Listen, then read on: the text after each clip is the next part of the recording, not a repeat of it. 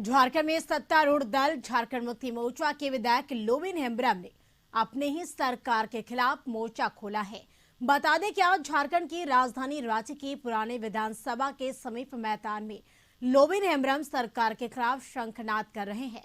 जमीन की लूट, नियोजन नीति, बढ़ते भ्रष्टाचार जैसे कई मुद्दे पर सरकार को घेर रहे हैं। हालांकि उन्होंने कशिश न्यूज से खास बातचीत में कहा कि हम सरकार की नीति के खिलाफ नहीं है, लेकिन आदिवासियों के साथ है। सरकार को आदिवासियों के बारे में सोचना चाहिए। उनकी जमीन लूटी जा रही है। नियोजन नीति पर भी सरकार ने आदिवासियों से किया वादा पूरा नहीं किया।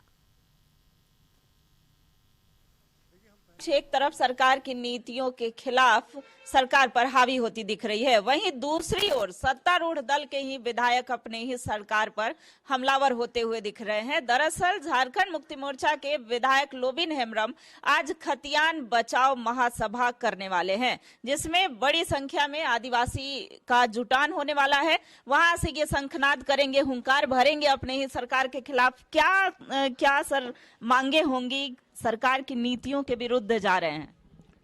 देखिए, न सरकार के खिलाफ मैं जा रहा हूं, न नीतियों के खिलाफ मैं जा रहा हूं।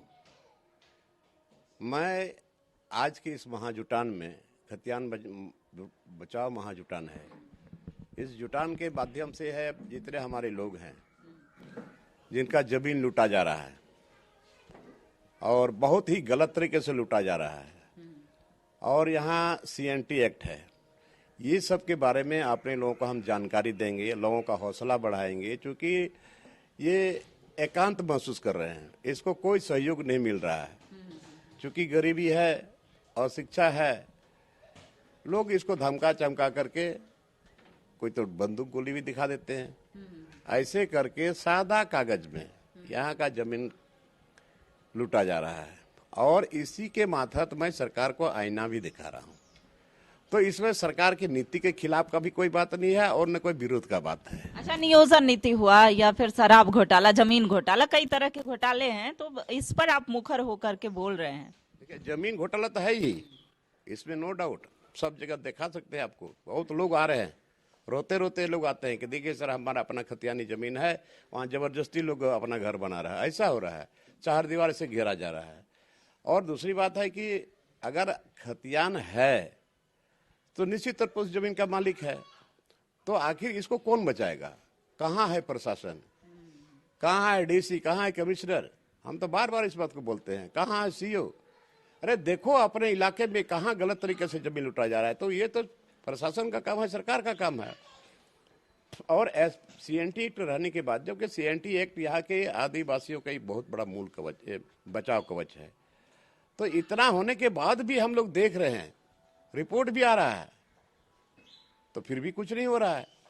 और सरकार को हम आईना इसलिए दिखाना चाहते हैं कि माननीय मुख्यमंत्री जी, आप ही ने चुनावी मुद्दे में, चुनावी घोषणा पत्र में आपने ये सारा चीजें जिक्र किया था।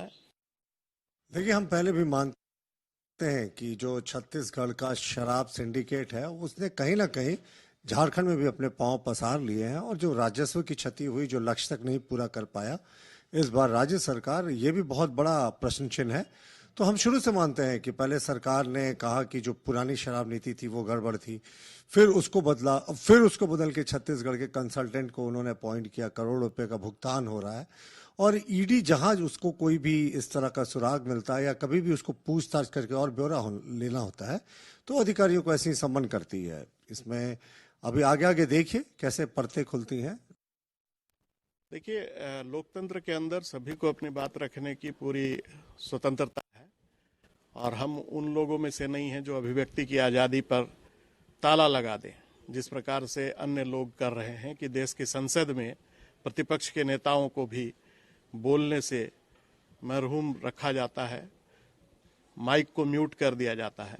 तो लोबिंदा अगर किसी बात को उठा रहे हैं तो वो जनप्रतिनिधि हैं, निश्चित रूप से इस प्रकार के मुद्दों को लेकर के उनको मुखर होना पड़ता है। जहां तक उनकी पार्टी का सवाल है या सरकार का सवाल है, तो ये देखने के लिए उनकी पार्टी है कि वो किस आधार पर क्या बातें कर रहे हैं। इस पर मेरा टीका टिप्पणी करना उचित नहीं होगा, लेकिन बतौर जनप्रतिनिधि अगर मुद्दों की बात कोई रख रहा है तो ये अच्छी बात है।